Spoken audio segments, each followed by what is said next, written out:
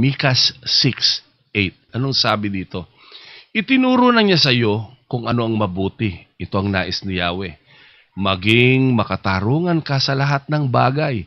Patuloy mong mahalin ang iyong kapwa at buong kapakumbabaang sumunod ka sa iyong Diyos. Natatandaan ko noong 1991, no, dati akong kumakanta sa mga nightclub, biglang sabi ng Panginoon, pwede ba yung boses mo akin na lang? At simula po noong 1991 hanggang ngayon, kapag ako po ay kumanta, ang boses ko para sa Panginoon na lang.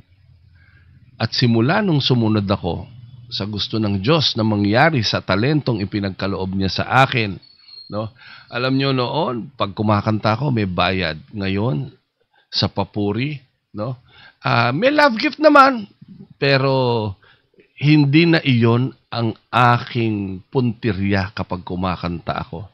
Dati, pagkakanta ako, magkano kaya bayad? Pero ngayon, basta bakante ako, no? Basta bukas yung aking kalendaryo sa petsang yon, kay maliit, kay malaki ang inyong simbahan, pumupunta ako. Bakit?